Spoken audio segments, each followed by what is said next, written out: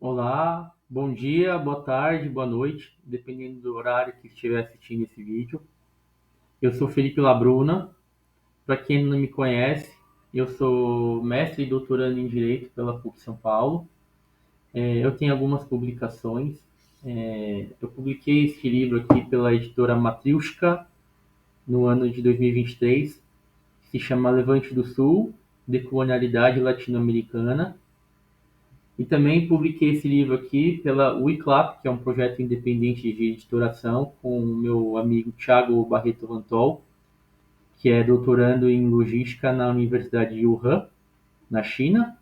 Este livro chamado Faltam Pais no Brasil. Eu estou gravando esse vídeo para falar um pouco sobre um autor que eu estou profundamente apaixonado, um autor da literatura russa do século XIX, que se chama Fyodor Mikhailovich Dostoiévski. O Dostoiévski nasceu em Moscou em 1821, né? E faleceu com 59 anos. E teve uma vida extremamente difícil.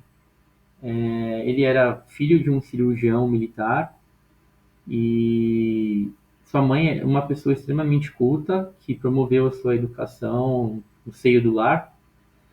Porém, o Dostoiévski ficou órfão dessa mãe aos 16 anos de idade. E 2 anos depois, o Dostoiévski também ficou órfão do pai, porque o pai dele foi assassinado por colonos que viviam na fazenda em que eles viviam, né? Então ele teve uma juventude extremamente difícil. Ele havia entrado num curso de engenharia militar, que era o desejo do pai dele, porém ele acabou abandonando esse curso e se dedicou à carreira de escritor. Ele teve um livro, o primeiro livro dele publicado foi um sucesso, um livro chamado Gente Pobre. Porém, embora tenha alçado grande aclamação com este livro, os próximos livros ele não obteve tanto reconhecimento, né? Então, ele publicou alguns livros, ele tem um livro A Senhoria, ele publicou um outro livro que eu também vou tratar, que é um livro muito interessante, que é Recordações da Casa dos Mortos. Antes ele tinha publicado um outro livro chamado Duplo. Ele havia escrito o livro Notas do Subsolo, porém ele não obteve aclamação até que ele publicasse esse livro que eu vou falar para vocês, vou contar um pouquinho para vocês, que é considerado o segundo livro mais popular dele, a segunda maior obra dele, que se chama Crime e Castigo, né? Então eu trouxe aqui essa edição para mostrar para vocês, Crime e Castigo. Essa aqui é da editora de bolso LPM Pocket, né?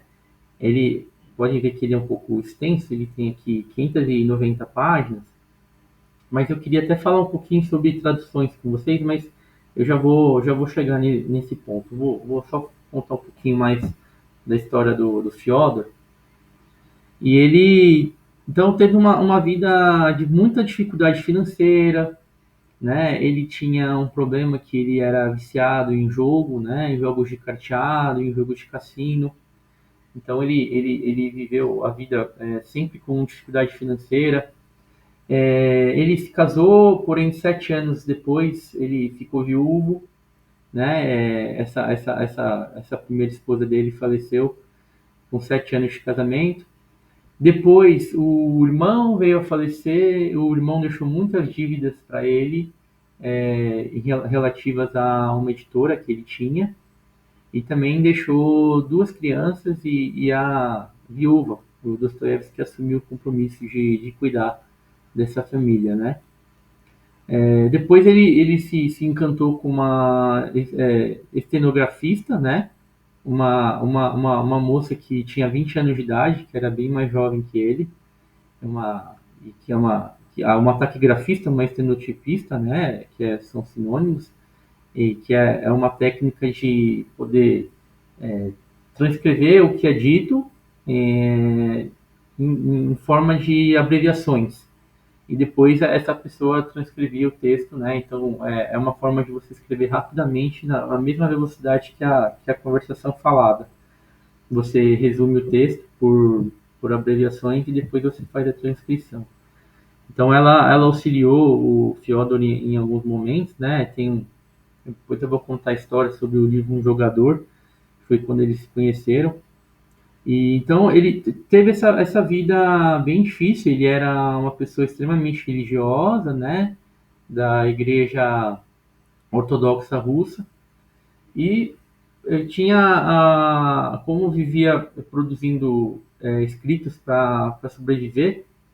Esse livro, por exemplo, é muito extenso, por quê? Porque foi publicado durante um ano, eram 12 fascículos mensais, por uma revista chamada Mensageiro Russo, e é muito engraçado porque o último capítulo do livro, embora seja muito bom, muita gente diz que não era necessário que existisse esse último capítulo, esse prólogo, né? E ele também estuda bastante do ritmo e da forma como ele é organizado em relação a toda a obra. Então, provavelmente o Dostoiévski ele produziu esse prólogo para poder fechar o contrato que ele tinha, né, de 12 publicações de fascículos. Então, e muitas vezes ele tinha que escrever com rapidez, porque ele produzia outros livros, ele tinha outros contratos, então acabava, por vezes, assumia mais de uma obra de uma vez. Mas esse livro, O Crime e Castigo, foi muito aclamado, né? Muito elogiado pela crítica, e é um dos romances mais lidos da Rússia, né? Inclusive na atualidade. E, e o primeiro livro, que é a grande obra-prima dele, é um livro chamado Os Irmãos Karamazov, e foi o último livro que ele publicou. E quando ele faleceu, por complicações de uma enfisema, ele estava escrevendo a continuação desse livro, Os Irmãos Karamazov, né? E a literatura do Dostoiévski, ele, na verdade, se você fizer uma leitura recreativa do livro dele, você vai achar que é uma história, uma história um romance, né? Só que, na verdade, ele era um grande filósofo e psicólogo. Então, na verdade, os escritos dele são pura psicologia e filosofia travestida de literatura, né? Então, ele influenciou grandes pensadores da humanidade, né? Ele foi a principal influência do Friedrich Nietzsche, que foi um grande filósofo do eixo do niilismo na Alemanha, mas ele tinha nascido 20 anos após o Dostoiévski. E também o Dostoiévski influenciou o Freud, o pai da psicanálise, Sigmund Freud.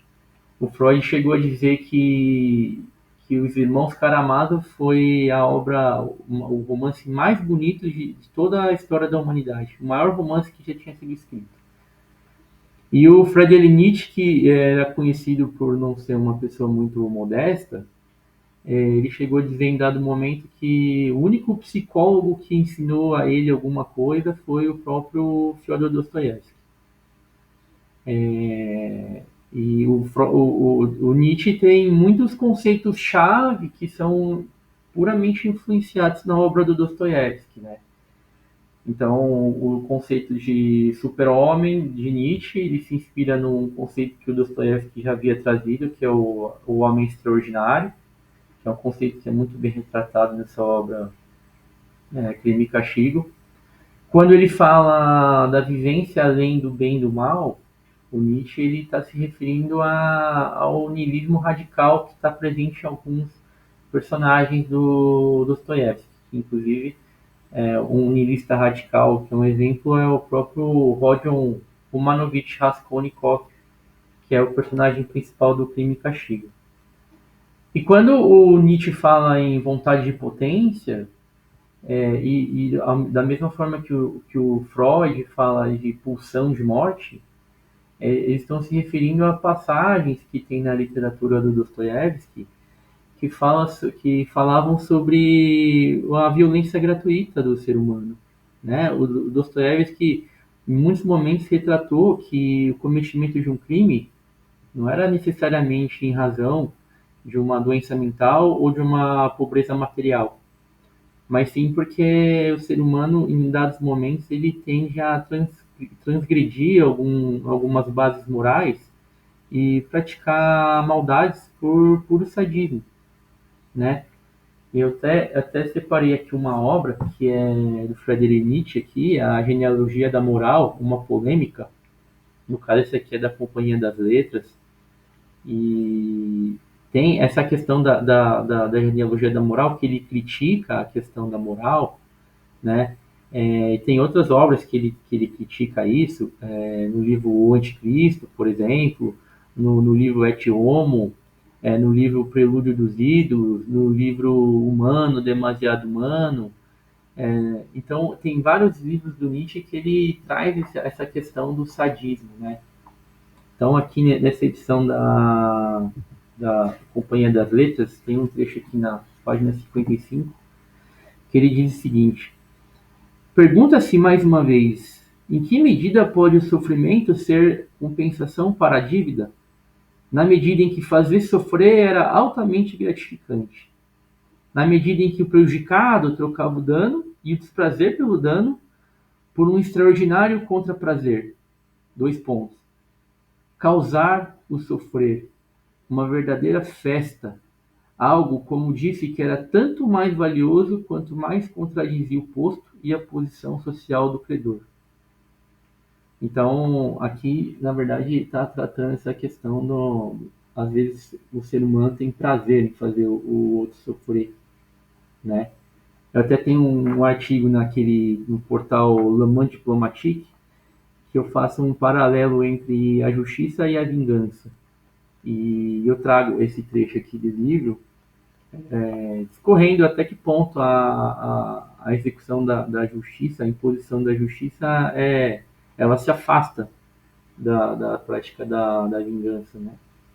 Enfim, mas isso é uma conversa para outro vídeo, porque é bastante extenso, mas é interessante, né? Essas correlações que o Nietzsche fazia com o Dostoiévski, até o Freud, e outros pensadores também se influenciaram muito no Dostoiévski. É o caso do Jean Paul Sartre, é o caso do Franz Kafka, né, que é autor do Processo e da Metamorfose. Então tem vários outros pensadores que se influenciaram. E é engraçado que o Dostoiévski ele era contemporâneo do Leon Tolstói, né, o Leon Nikolaevich Tolstói, que em algumas traduções aqui no Brasil é chamado de Liev. Na verdade, o nome dele é Liev Tolstói em russo, mas há traduções que é chamado de Leon Tolstói e outras até de Leão Tolstói. E até queria indicar esse livro aqui que eu acabei de ler, Uma Confissão, de Liev Tolstói. É um relato autobiográfico. Ao contrário do Dostoiévski, ele tinha muitas posses, muita riqueza material. A família dele, inclusive, foi proprietária de muitos servos, né? Porque na época, ali no século XIX, existia o regime de servidão na Rússia. Milhares, eles foram donos de 1.500 servos, a família, os pais do Tolstói. Mas ele era também extremamente religioso. Ele inclusive, tem uma história que ele foi excomungado da Igreja Ortodoxa Russa porque ele reescreveu diversos salmos da Bíblia, né? Ele reescreveu diversos evangelhos e salmos. Então acabou sendo excomungado e até hoje não foi readmitido, né? Mas é um livro que fala sobre descrença, né? Sobre crise existencial, sobre uma crise de fé que ele sofreu, que quase o levou ao suicídio, mas que é um livro pequeno, mas com certeza os pequenos frascos de livros têm os melhores perfumes, né? Os melhores textos. Esse aqui eu recomendo. Inclusive eu conheci esse livro aqui porque eu até queria indicar para vocês, para quem quiser se aprofundar mais na questão, nos temas do Dostoiévski, dois professores, uma professora e um professor. A primeira é a professora Maria Camila Moura, uma professora cearense, que é doutoranda em saúde pública e mestre em psicologia pela Federal do Ceará. E ela tem algumas aulas dirigidas de literatura no canal dela, no YouTube. Inclusive, ela tem 10 aulas gratuitas em sequência do livro Crime e Castigo, que é esse aqui que eu trouxe para vocês, que está aqui, né, que estava cortando.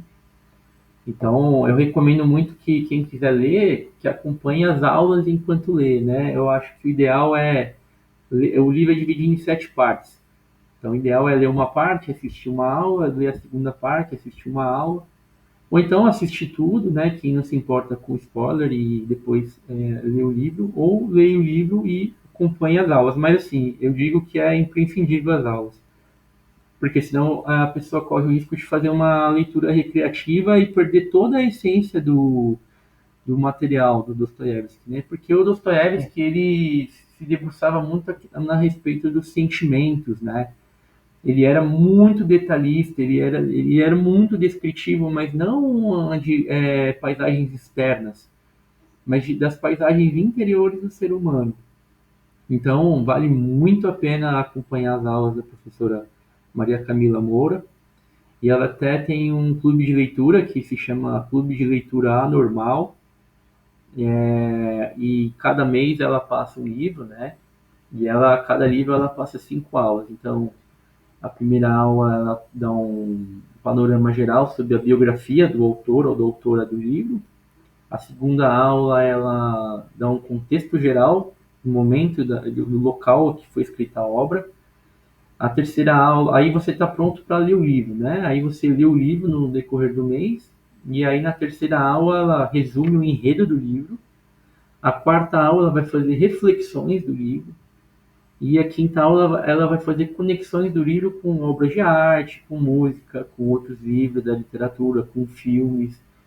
Então é um curso incrível que ela está proporcionando. E depois ela tem uma sexta aula do livro, que é uma aula de tirar dúvidas e que ela propõe uma atividade com os alunos, né? Então eu recomendo muito a professora Maria Camila Moura.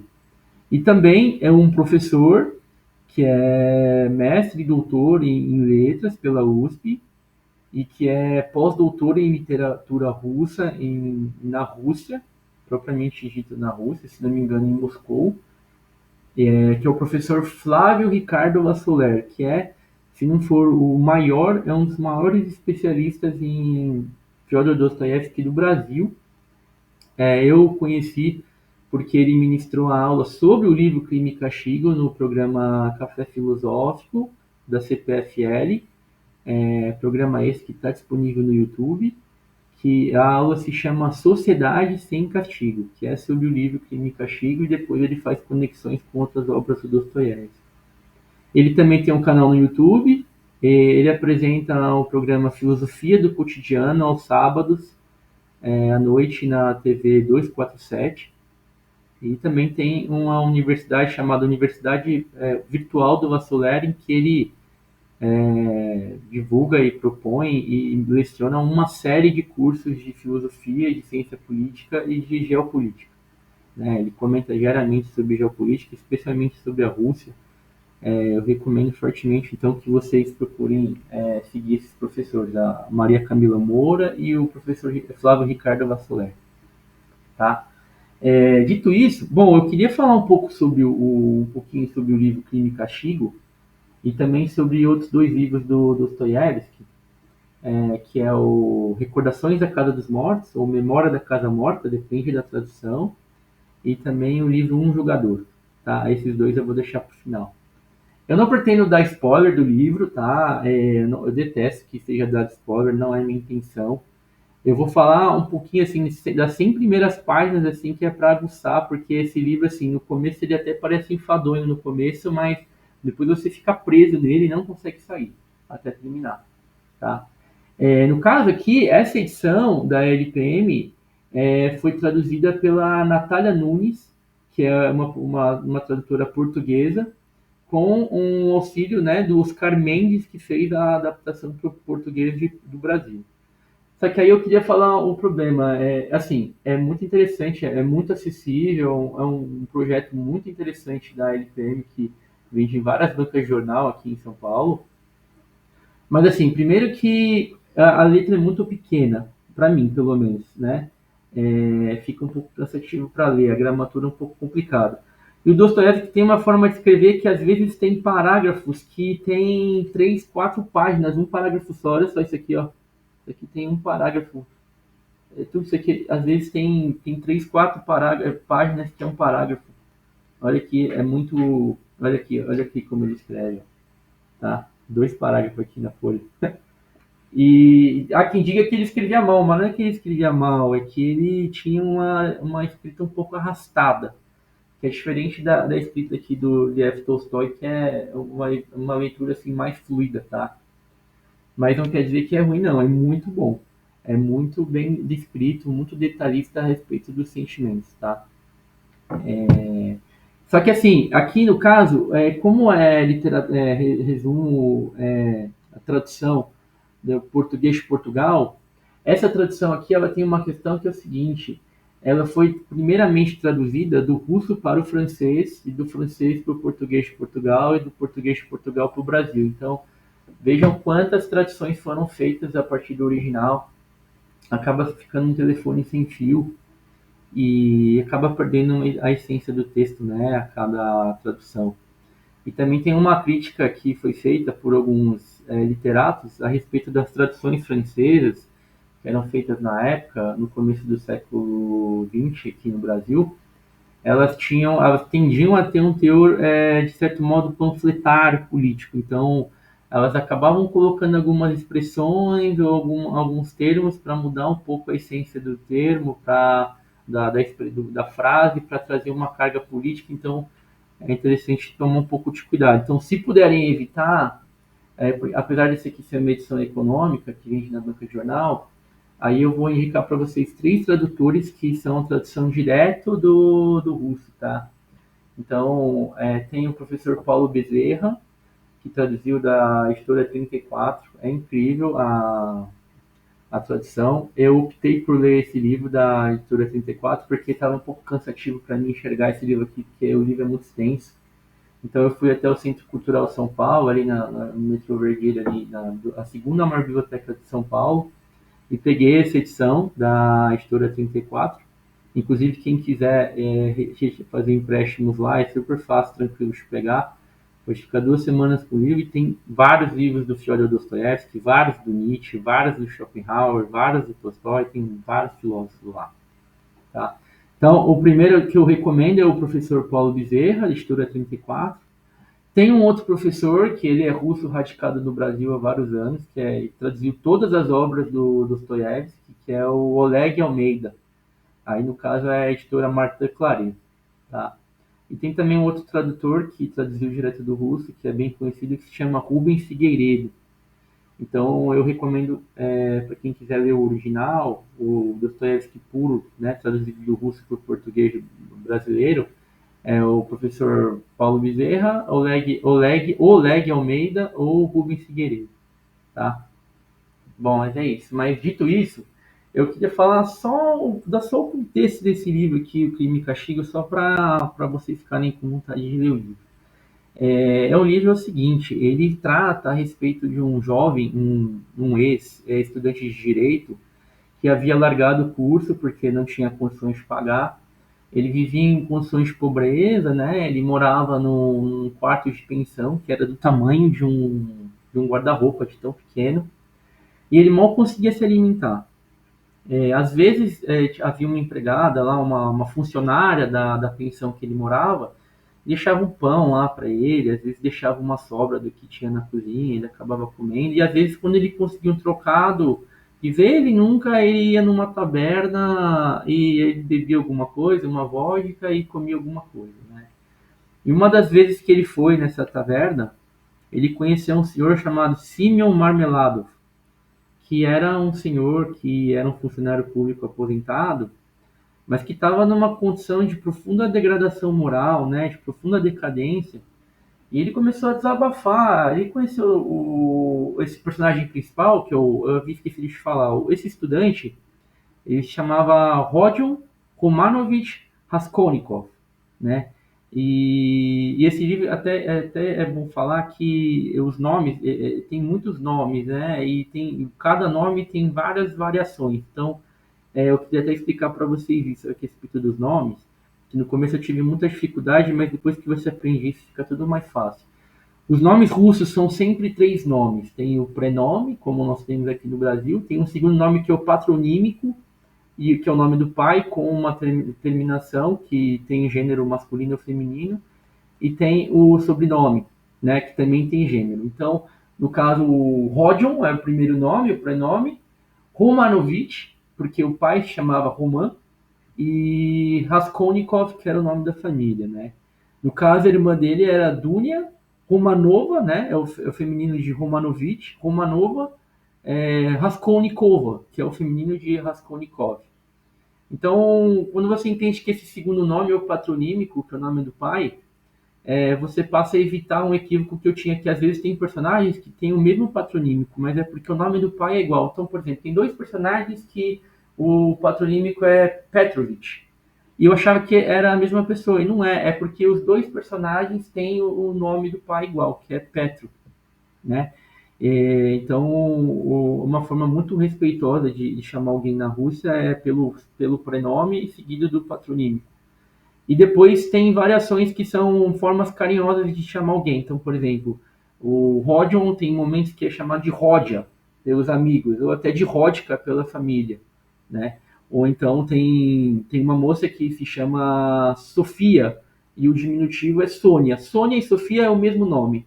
É que Sofia é o nome, é o correto, e Sônia é o diminutivo. Seria Sofiazinha e eles chamam de Sônia. Então, muitas vezes se fala Sônia, Sofia, é a mesma pessoa, tá? Tem uma personagem central no livro que chama Sônia, muitas vezes é chamada de Sofia, que chama Sofia, muitas vezes é chamada de Sônia e é a mesma pessoa, tá, pessoal? Mas voltando ao assunto lá da taverna, logo no começo do livro, o Raskolnikov conheceu esse senhor, o Simeon Marmeladov, e ele começa a desabafar porque ele diz que vive em situação de pobreza também, apesar de ser um funcionário público aposentado. E ele disse que a filha dele, que é essa moça, a Sofia, né, a Sônia, né, a Sofia, ela tinha uma carteirinha amarela. O que é a carteirinha amarela? Ela se prostituía, né?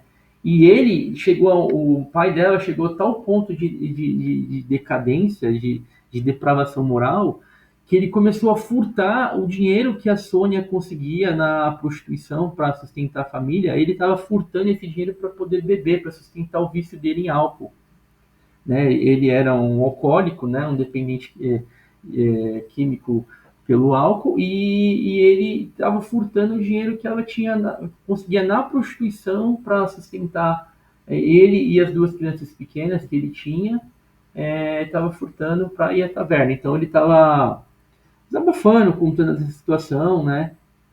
E o Roger sai da taverna pensando muito sobre isso.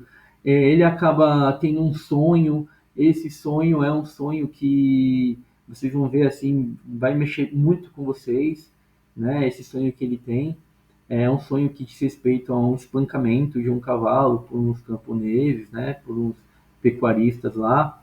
E tem várias simbologias desse sonho que depois vocês vão assistir a aula da professora Maria Camila Moura, vocês vão ver o que tem a ver esse sonho com até observações da psicanálise, né? E o Rodion, ele tinha escrito, na época que ele fazia direito, ele tinha escrito um artigo que ele, inclusive, publicou no jornal, que falava que sobre os homens extraordinários, né? Lembra que eu havia falado do conceito do super-homem, do Nietzsche? Então, o homem extraordinário, ele dizia o seguinte, que diferentemente das pessoas ordinárias, que é na maioria das pessoas, existiam pessoas que estavam acima da moral, ou melhor, que nem a moral se submetiam, e que elas podiam, de repente, até cometer crimes, podiam até fazer atrocidades, se fosse em prol do bem comum, se fosse para ajudar a humanidade, né? Então ele tinha escrito esse artigo, né? E ele procura, inclusive, com esse artigo, ele passa a achar que é uma pessoa extraordinária também, tá? Pode ser que ele tenha tido esse pensamento a quem diga para poder vencer os complexos que ele tinha, né? As culpas que ele tinha por ser uma pessoa de certo modo fracassada, pobre, que tinha abandonado os estudos. E ele, um belo dia, ele tem um belo dia não, né? Um dia péssimo, ele teve uma ideia que ele, na verdade, já vinha remoendo essa ideia há algum tempo, ele tinha uma senhora que ele chamava de velha, ou até de piolho, ele chamava essa senhora de piolho, que ela era uma senhora usurária. O que, que é isso? Era uma jota, né? Ela pegava os bens das pessoas, ela penhorava e a pessoa, e ela dava um dinheiro para a pessoa e depois cobrava juros abusivos pelo dinheiro, ou então ela retinha esse objeto. E o Rodion, muitas vezes para se alimentar, inclusive, ele tinha deixado um relógio, ele tinha deixado até roupas dele, alguns objetos que ele tinha com ela. E ela era uma agiota, né? Então ele tem a ideia de que ele vai matá-la, que ele acha que com isso vai fazer um bem para a humanidade, matando essa senhora que abusa das pessoas, né? Emprestando dinheiro e cobrando juros extremamente abusivos. Então ele ele eventualmente iria até a casa dessa senhora, um apartamento, e deixava os objetos lá. E ele, uma certa vez, ele pega uma machadinha, ele coloca dentro do sobretudo, para que ninguém visse, e aí ele vai até a casa dessa senhora à noite, e com a empunhadura da machada, né, da machadinha, com a parte que se pega a machada, não com a lâmina, ele bate com esse machado, com essa empunhadura no crânio dela, né? E aí tem toda uma cena, né, super sangrenta.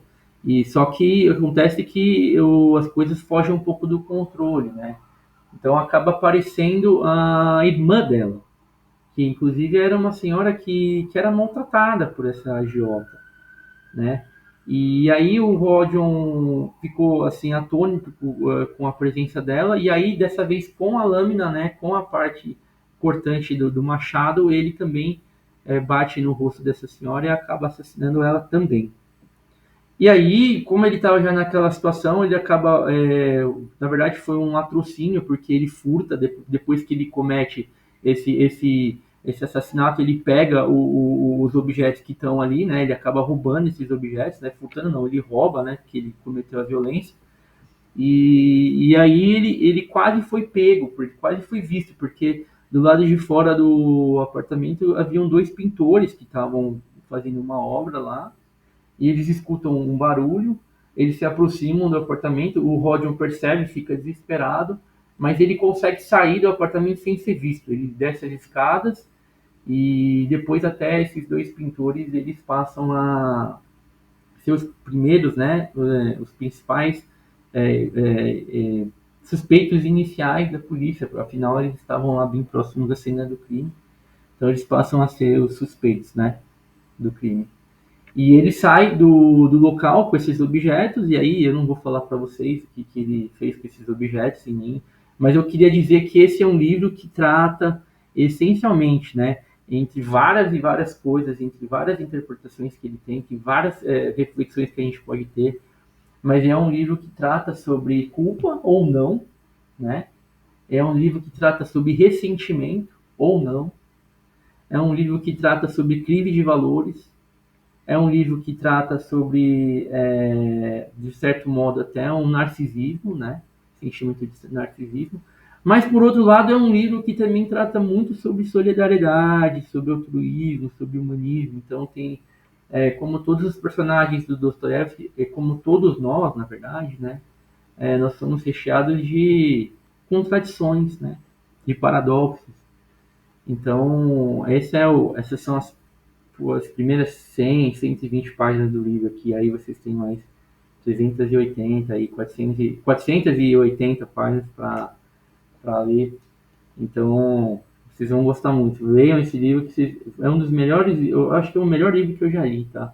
Esse livro é fantástico. E aí, eu queria contar a historinha que, enquanto esse livro foi lançado, foi publicado em 1866, né, em forma de fascículos na revista mensal, que era o Mensageiro Russo. Mas aí o Dostoiévski, ele tinha fechado, como ele vivia com dificuldades financeiras, ele havia fechado um contrato com um livreiro que era um grande vigarista. Ele assinou um contrato extremamente draconiano, né, extremamente abusivo, né, com cláusula que, a meu ver, é totalmente anulável, leonina, A cláusula era o seguinte, que o Dostoiévski tinha um mês para entregar um livro escrito para esse livreiro, e se ele não entregasse em um mês, ele perderia o direito sobre as publicações, as próximas publicações dele por 9 anos.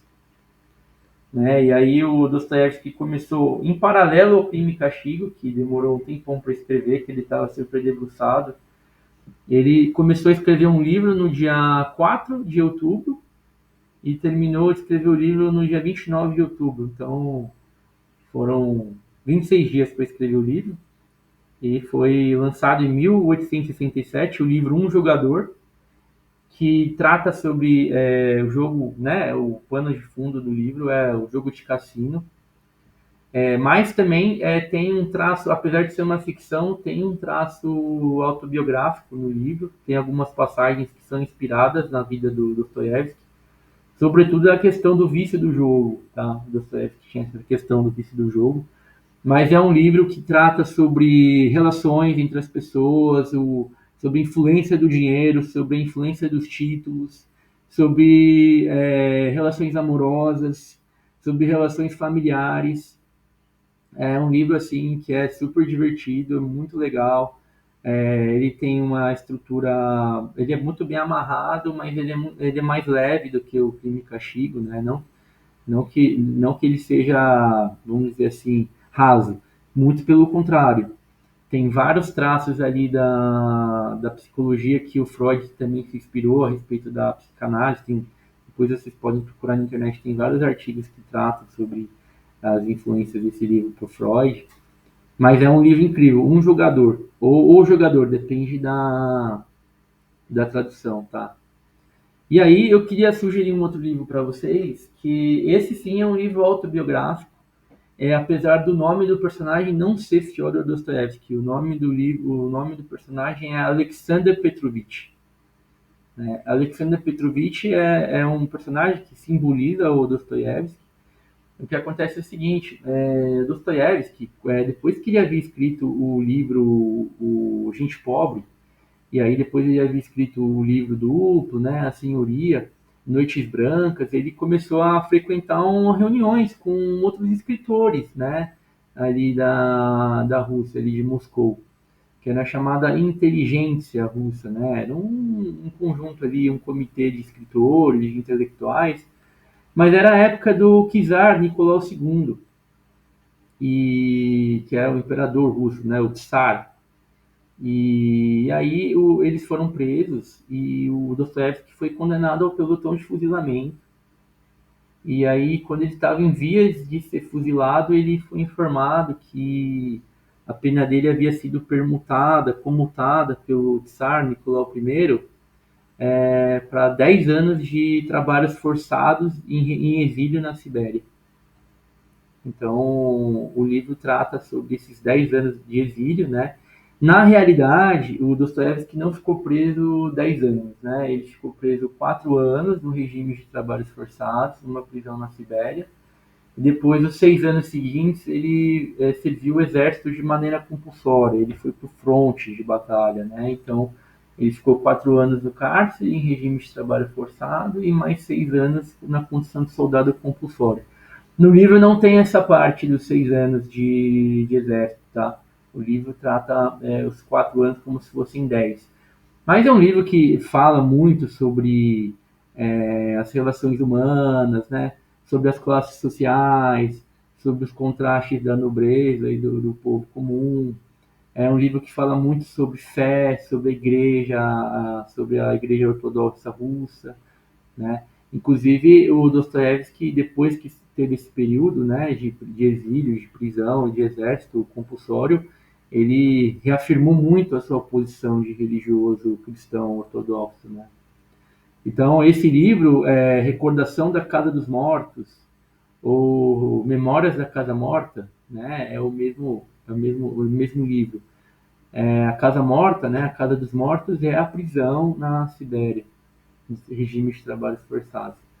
Então eu também recomendo muito esse livro, que vocês leiam, é muito interessante. Então assim, esses 3 livros com certeza vocês vão gostar muito. E aí isso está me abrindo muito o leque de autores, então, que eu estou conhecendo agora. Então, comecei a ler coisas do Chekhov, que era outro contemporâneo do Dostoiévski, do Lev Tolstói. Estou lendo bastante coisa sobre o Nietzsche também, que tem essa questão do niilismo, né, que é uma corrente filosófica originária da Rússia do século XIX, que trata muito sobre o pessimismo, sobre as descrenças, sobre é, a desconstrução de alguns dogmas religiosos que a igreja passou a instituir, né? Então é um meio que eu tenho me interessado bastante, e também outros pensadores, né? O Arthur Schopenhauer, o Nietzsche falava muito de Kant também, Emmanuel Kant. Então, e aí a gente vai fazendo as conexões, né, com o Sigmund Freud, com Franz Kafka, com o Jean-Paul Sartre, que foi outro pensador francês que se inspirou muito no Dostoiévski. Então, eu espero que ter feito um starter pack para vocês, né, um guia, um pacote de iniciante para que vocês, quem sabe, eu tenha aguçado o interesse de vocês em conhecer o Fyodor Mikhailovich Dostoiévski, tá bom? É isso. A gente vai, vamos, eu pretendo gravar mais vídeos, fazer algumas resenhas de algumas coisas que eu tenho lido. E foi um prazer gravar esse vídeo para vocês. Eu vou ficar muito feliz se eu receber os comentários de vocês aqui embaixo. Tá bom? Tchau, até mais.